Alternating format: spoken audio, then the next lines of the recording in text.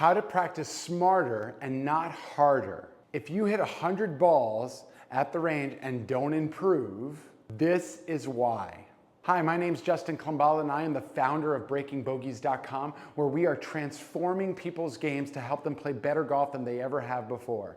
We are helping people break score barriers like breaking 100 for the first time, breaking 90 for the first time, or even breaking 80 for the first time.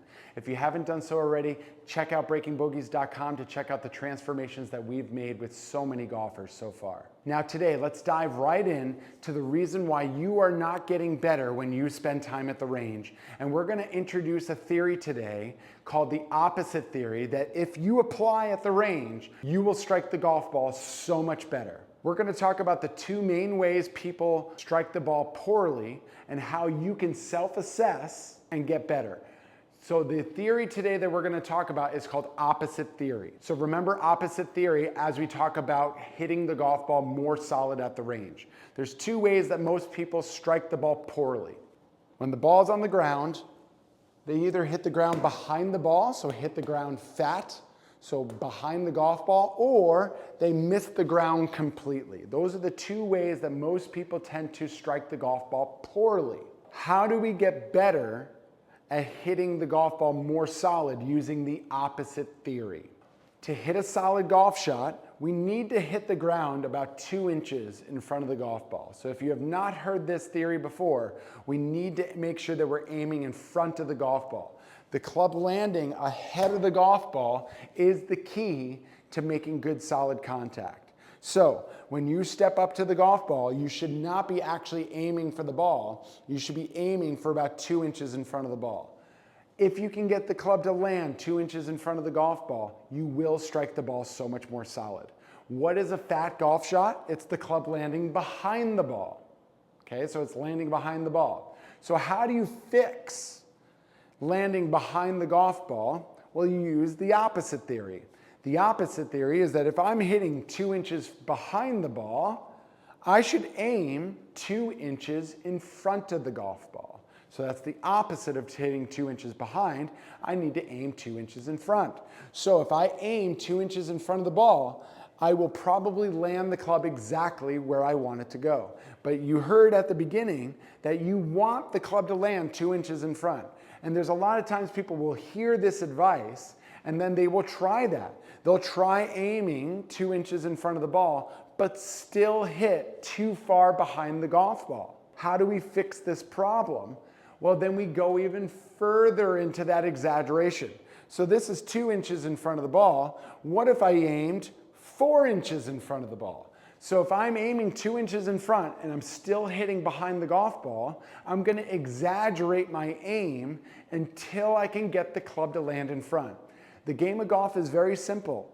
If you land the club in front of the golf ball, you hit solid golf shots. If you land behind the ball, you hit bad golf shots. And we need to extreme the intention in the opposite side of the ball until we get the club to land where we want it to land. If landing behind the ball is your problem because you're hitting fat golf shots and you aim 2 inches in front and you still are hitting behind, I want you to aim 4 inches in front.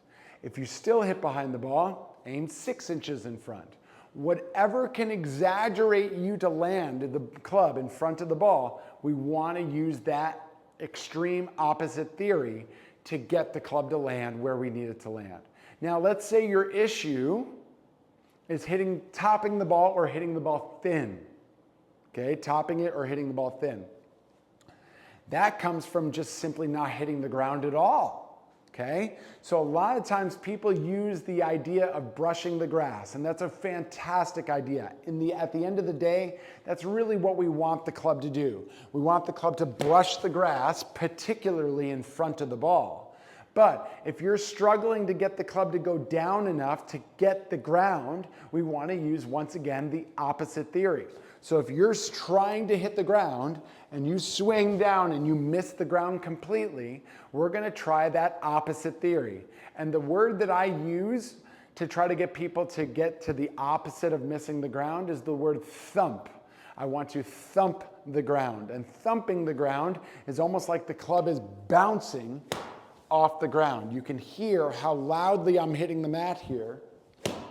which is the opposite of missing the ground completely. So once again, opposite theory. If you're struggling to hit the ground, we want to strike the ground with an extreme exaggeration, which kind of gets into that thump, or you might even start to take a divot. We want to encourage divots. So there's two things that I think most people can't do too much of. They can't hit the ground too far in front of the ball, and they usually cannot hit too much ground. So if you can extreme those two ideas, as much ground as you possibly can hit and as far in front of the ball as you can get it, you will strike the golf ball more. So I think most people are wasting time at their range because they're afraid to go to that extreme that they need to go. And today's video explained where you need to push that extreme depending on what your issue is. If you're hitting behind the ball, you have to aim extra in front of the ball. If you're missing the ground completely, you have to go extra into the ground, thumping the ground, bouncing the club off the ground, taking big divots. Push yourself to that extreme until you find the sweet spot that allows you to strike the ball perfectly. Getting the club to hit the ground a lot, and particularly in front of the ball, out here, will make you strike the ball so much better. But don't be afraid to go to the extreme. And where do you extreme? In the opposite direction of wherever you're currently missing it. You're missing behind the ball, go extra in front. If you're missing the ground completely and topping the ball, go down and try to take a big, big divot. Most people that want to reach new levels with their game do not have a step-by-step process to help them reach their goals. At breakingbogeys.com, we guide people step by step through a process to help them play the best golf of their life. If you're trying to take your game to the next level and you're interested in working with us, head to breakingbogeys.com and put your information in, and we will get in touch with you. We'd love to help you play the best golf of your life, breaking score barriers like breaking 100 for the first time, breaking 90 for the first time, or even breaking 80 for the first time. Head to breakingbogeys.com, and we cannot wait to start working with you.